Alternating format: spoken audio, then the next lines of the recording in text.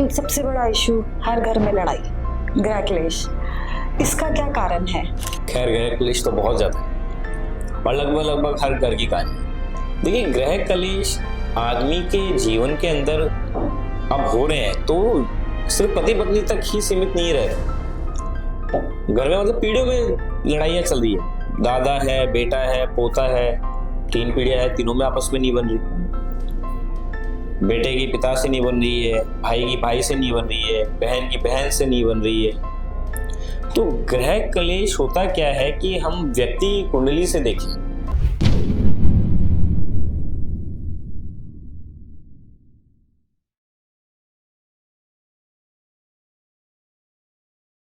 Hello दोस्तों, welcome to TVT podcast. आज हमारे साथ में भवानी शंकर शर्मा जी हैं, एस्ट्रोलॉजर, लाइफ कोच। बहुत ही अच्छा आज वो हमें सनातन धर्म के बारे में बताएंगे। आइए उनसे मिलते हैं। हेलो। नमस्कार तनु जी। नमस्कार साथियों, मेरा नाम ज्योतिषाचार्य पंडित भवानी शंकर शर्मा है। मित्रों, आज मुझे अवसर मिला है तो मैं समस्त टीवीटी की टीम का धन्यवाद देना चाहता हूं।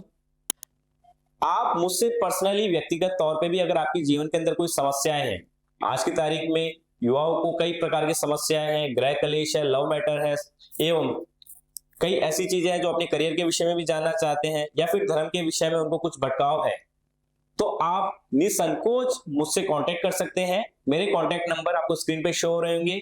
धन्यवाद। मैं ज्योतिषाचार्य पंडित भवानी शंकर शर्मा। आजकल सबसे बड़ा इशू हर घर में लड़ाई, गृह क्लेश। इसका क्या कारण है? खैर, गृह क्लेश तो बहुत ज्यादा है और लगभग हर घर की कहानी। देखिए, गृह क्लेश आदमी के जीवन के अंदर अब हो रहे हैं तो सिर्फ पति पत्नी तक ही सीमित नहीं रहे। घर में मतलब पीढ़ियों में लड़ाइयाँ चल रही है। दादा है, बेटा है, पोता है, 3 पीढ़ियां है, तीनों में आपस में नहीं बन रही। बेटे की पिता से नहीं बन रही है, भाई की भाई से नहीं बन रही है, बहन की बहन से नहीं बन रही है। तो गृह क्लेश होता क्या है कि हम व्यक्ति की कुंडली से देखें। अच्छा, कई बार ये भी होता है कि कुंडली के अंदर सब कुछ सही है फिर भी गृह क्लेश है, तो पितृदोष भी एक कारण हो सकता है, देवदोष भी एक कारण हो सकता है। तो होता क्या है कि जब घर के अंदर बिना किसी बात पे बहुत ज्यादा लड़ाई झगड़े हो रहे हैं, किसी की नजर लगना भी हो सकता है, फिर किसी ने कुछ करा दिया हो वो भी हो सकता है। तो गृह क्लेश के अंदर बहुत सारे उदाहरण सामने आते हैं। छोटी छोटी बातों पे लड़ाई झगड़ा रहना है घर के अंदर, रोज किसी ना किसी बात पे लड़ाई हो जाना, वैचारिक मतभेद होना। तो भाई भाई के जब हम देखते हैं तो हम इसके अंदर देखते हैं कि कुंडली का तीसरा भाव देखते हैं, एवं पति पत्नी में लड़ाई झगड़े हो रहे हैं तो कुंडली का 7वां भाव देखते हैं। माता पिता के लिए संबंधित ग्रह देखते हैं, सूर्य देखते हैं, चंद्र देखते हैं। तो गृह क्लेश वास्तव में बहुत ज्यादा बढ़ रहा है और इस समय तो स्थिति ये हो रही है कि अब हमारे समाज के अंदर न्यूक्लियर फैमिली का ट्रेंड आ रहा है। तो पति पत्नी आपस में लड़ रहे हैं, उनको समझाने वाला कोई नहीं। स्थिति बड़ी वो अपन बोलते हैं ना, बहुत आउट ऑफ कंट्रोल वाली है। तो कुछ उपाय अपन कर सकते हैं, जैसे भाई भाइयों में नहीं बन रही है, तो भाई भाइयों में नहीं बन रही तो होता क्या है कि हमें शनि भगवान की आराधना करनी चाहिए। अच्छा, बिल्कुल। स्पेसिफिक तरीके से करनी चाहिए या नॉर्मल? इसका देखिए, स्पेसिफिक तरीका तो क्या है कि आप मंदिर जाइए, भगवान को तेल चढ़ाइए और अपने श्रद्धा अनुसार, शक्ति अनुसार जो भी आप दक्षिणा चढ़ा सकते हैं वो चढ़ाइए। उसके बाद में हम पितृदोष के ऊपर आए तो घर में गंगा जल एवं गौमूत्र को मिक्स करके उसको हम हमारे घर के चारों कोनों में छींटे दें। तो उससे होता क्या है कि घर में जो नकारात्मकता होती है, इसका एक फायदा ये भी है, अगर घर में बुरी नजर लगी हुई है, फिर कुछ कराया हुआ है, तो गंगा जल एवं गौमूत्र दोनों मुक्तिदायिनी बताए गए। गंगा माता स्वयं मुक्तिदायिनी है, भगवान शिव ने जटा में धारण किया हुआ है, आदमी को अंतिम मोक्ष गंगा में मिलता है। गौ माता भगवान श्री कृष्ण ने उन्हें माँ का दर्जा दिया है और वास्तव में गौ माता विश्व की माता है, जो व्यक्ति के जन्म से लेके अंतिम समय तक गौ माता हमारे विविध तरीके से काम आती है। तो गौमूत्र और गंगाजल दोनों मुक्तिदायिनी है, दोनों आत्मा की शांति के प्रदान के लिए तो पितृदोष की एक बहुत अच्छी रेमेडी है। एवं अमावस के दिन अपने घर के पितरों को भोग देना, तो उनको जैसे गायों को चारा दे दिया तो उनके निमित्त खाना निकाल दिया, गरीबों को भोजन करवा दिया, अन्नदान शिव महापुराण में सबसे श्रेष्ठ दान बताया गया है। अपने दिवंगत परिजनों के नाम पे आप अन्नदान अवश्य करें। अन्न का दान जो जरूरतमंद है उनको करे, कन्याओं की सेवा करे, चंद्र भगवान को अर्घ्य दे, सूर्य भगवान को अर्घ्य दे। अब चंद्र भगवान को अर्घ्य कैसे देना आपको? जब पूर्णिमा की रात हो तो आपके पास में चांदी का कोई बर्तन हो तो ठीक है, नहीं हो तो कोई भी सामान्य अगर लोटा हो, उसके अंदर थोड़ा सा कच्चा दूध मिला के, दूध में और जल मिला के आप भगवान सूर्य को अर्घ्य दे, भगवान शिव को अर्घ्य दे। अब ग्रह कलेश के नुकसान क्या है? जिस घर के अंदर लगातार ग्रह कलेश रहेगा उस घर के अंदर लक्ष्मी का वास नहीं होता, घर में आपसी सौहार्द नहीं होने के कारण दुनिया फायदा उठाती है। तो भगवान शिव की उपासना भी कर सकते हैं आप। भगवान शिव को आप जब घर के अंदर ग्रह कलेश हो गया, दरिद्रता आ गई, अब मैं आपको जो उपाय बताने वाला हूं ये दरिद्रता नाशक भी है। तो एक पंथ दो काज हो गए। घर में शांति है, मानसिक शांति है, माता से नहीं बनती तो भगवान शिव को अगर आप प्रसन्न करते तो आपका चंद्र भी अच्छा होता है, तो माता से भी आपके संबंध अच्छे होंगे।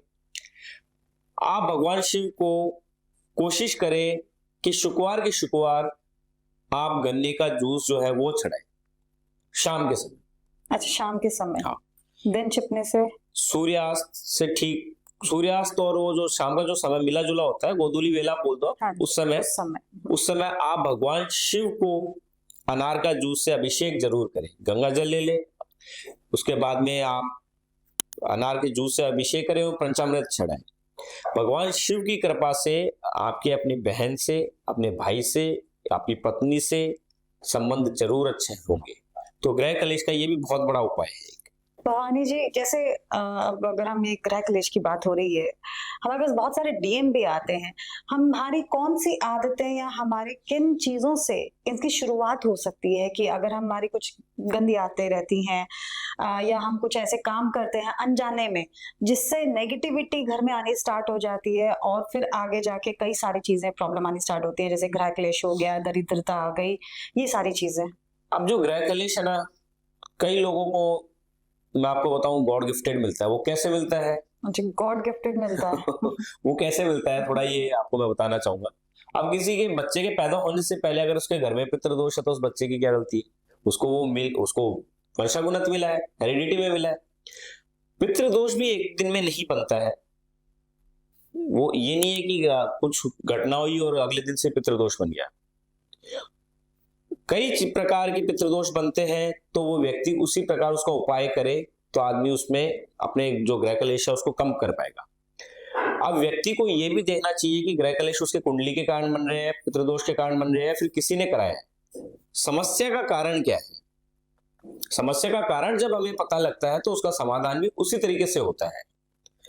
पति पत्नी के बीच में अनबन है, भाई भाई के बीच में अनबन है, तो वो एक कारण, हर परिवार का अलग अलग कारण है, हर व्यक्ति का अलग अलग कारण है। लेकिन जब हम ब्रॉडर वे में बात करते हैं तो दो चार चीजें निकल के आती है जिनका उपाय अलग अलग तरीके से होता है। अब एक ही समय पे पैदा हुए दो जुड़वा भाई है या फिर बहन है, उनका भाग्य अलग अलग है। एक बहुत अच्छी तरीके से कार्य करता है, सफलता पा लेता है, एक संघर्ष करता है।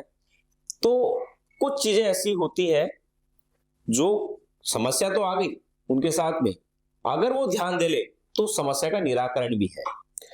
इसके लिए आप अपने बच्चों को, अगर घर में बच्चों के साथ विवाद चल रहा है तो रामचरितमानस का पाठ करें, शाम के समय गूगल की धूप करें घर में। ये नियम बना ले कि संध्या समय गूगल की धूप करें घर में। और गूगल मार्केट में जो मिले वो नहीं, जो हाथ से बनाई हुई गूगल होती है उसके अंदर कपूर मिला के, लौंग मिला के आप उसको अच्छी तरीके से मिश्रण बनाए और गाय के कंडारे से उसको जला के उसकी गूगल की धूप करे, तो घर में ना केवल ग्रह कलेश दूर होगा, नकारात्मक ऊर्जाएं हैं वो दूर होगी, लक्ष्मी को भी बहुत अट्रैक्ट करता है। माता महालक्ष्मी गूगल से अट्रैक्ट होती है, तो गूगल की धूप दिखाना बहुत अच्छा माना गया। गंगा जल रखे, घर के अंदर जाले लग रहे हैं उनको हटाए। और इसके अंदर होता क्या है कि कई गृहिणियां क्या करती हैं, अपनी माताएं बहनें क्या करती है, रात को खाना बनाया, आटा गूंदा हुआ आटा ऐसे की ऐसे रख देती है। अब वो आटा नहीं है, वो एक पिंड हो गया। तो ये पिंड क्या कर रहे हैं, एक लंबे समय तक अगर ये ऐसे करते रहेंगे तो वो पितृदोष का कारण बनेगा। अब पितृदोष का कारण बनेगा तो पितृदोष के साथ साथ जो चीजें हैं वो साथ में आएगी। आपका ग्रह कलेश हो गया, काम धंधे में रुकावट हो गई, ऐसे समय बीमार होना, बिना कारण बिना मतलब के हानि होना, तो ये ग्रह कलेश के कई कारण हैं और उसके कई प्रकार के समाधान होते हैं। आजकल ये बहुत ज़्यादा देखा गया है कि सोशल लोग बहुत ज़्यादा हैं, फिर भी उनके अंदर एक अकेलापन है। क्यों? क्योंकि शायद किसी से अपनी दिल की बात नहीं कह पाते हैं या बनती भी नहीं है किसी से इतनी अच्छी कि उनसे बात करें, लेकिन रहते भी सारे दिन साथ में, लोगों के साथ में। तो इ इसका कारण क्या है? तन्वी जी, आपने बहुत अच्छा मेरे से प्रश्न पूछा है। आज की तारीख में जो टीनेजरों की जो मुख्य समस्या है, युवाओं की जो मुख्य समस्या है ना, वो अकेलापन बिल्कुल है, लेकिन उसके पीछे कारण क्या है कि व्यक्ति ने अपना जो दायरा है ना, फेसबुक, इंस्टाग्राम और जो अन्य सोशल मीडिया प्लेटफॉर्म है, वहां तक अपने आप को सीमित कर दिया है। वहां पर उनके हजारों दोस्त है, 7 समंदर दूर बैठा व्यक्ति भी उनका दोस्त है, लेकिन बगल में रहने वाला पड़ोसी कौन है, बगल में रहने वाला आदमी, उसके दुख संकट क्या है, वो सोशल सिर्फ एक इलेक्ट्रॉनिक माध्यम पे सोशल है, वो ग्राउंड स्तर पे सोशल नहीं है। कारण एक आध्यात्मिकता की कमी है। माता पिता को ये चाहिए कि अपने बच्चों को आध्यात्मिकता का ज्ञान दे, आध्यात्मिक बनाए। हमारे पूर्वज भगवान राम है, श्री कृष्ण है, हनुमान जी है, शिव जी है, इनके जीवन से हम क्या सीखते हैं? भगवान श्री कृष्ण ने अपने जीवन में कितने संघर्ष किए, लेकिन उन्होंने आध्यात्मिकता नहीं छोड़ी। गुरु के प्रति जो उनका समर्पण था, मित्र के प्रति उनका समर्पण था, उन्होंने एक उदाहरण पेश कर दिया और फिर उसके बाद में उन्होंने ज्ञान दिया, तो ऐसा ज्ञान दिया जो विश्व स्तरीय हार्वर्ड यूनिवर्सिटी के अंदर भी गीता का ज्ञान पढ़ाया जाता है।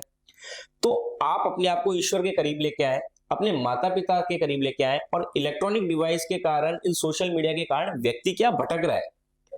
अब वो भटका जा रहा है, एक बिंदु से लेके इन्फिनिटी वाले बिंदु में घूम रहा है, वो गोल गोल गोल गोल भटका जा रहा है। इस भटकाव से बचने के लिए उसको आध्यात्मिकता की नॉलेज देनी चाहिए और आध्यात्मिक रूप से अपने माता के, पिता के, अपने गुरुओं के निकट जाना चाहिए, और मानव से मानव का नाता हो, मानव से मानव जुड़े तो मानव कल्याण बनेगा। तो मेरा यही कहना है कि आप इलेक्ट्रॉनिक माध्यमों से इस मायावी दिखावटीपन से बाहर आए और वास्तविक दुनिया में आके वास्तविक लोगों के साथ जीकर उनकी समस्याओं को समाधान दें। आप उनकी समस्याओं को खत्म करने की कोशिश करें, तो आप ये पाएंगे कि उनकी समस्या और आपकी समस्या एक जैसी है। जो उनकी समस्या का समाधान है, शायद आपकी समस्या का भी हो सकता है। तो मनुष्य का गुरु है। आजकल सनातन धर्म हमारा इतना पॉपुलर हो गया है, इसकी व्याख्या थोड़ी-सी बताएँ? सनातन धर्म, जो सत्य है वही सनातन है। अब इस ब्रह्मांड के अंदर जो कुछ भी है वो सनातन ही है। हम सनातन धर्म एक धर्म के साथ साथ एक जीवन जीने की विचारधारा है, पद्धति है, जिसका मूल उद्देश्य है मानव कल्याण। विश्व में अनेक पंथ आए, धर्म तो एक है सनातन धर्म, बाकी पंथ है सारे। अनेक पंथ आए हैं जिन्होंने अनेक तरीके से बल के माध्यम से, छल के माध्यम से अपना प्रचार प्रसार किया, पर सत्य सनातन धर्म जिसने मानव को मानवता से जोड़ा और नर को नारायण बनाने की जो सेवा भाव है, वो सनातन धर्म में है। हम वह उस धर्म से है, उस विचारधारा से है जो ये बोलता है कि अहिंसा परमो धर्म है। इसकी व्याख्या भी हमें ये समझनी चाहिए कि हम व्यक्ति की रक्षा के लिए अपने प्राण तक न्यौछावर कर सकते हैं, पर अपनी संस्कृति को बचाने के लिए हमें भी सजग होना पड़ेगा।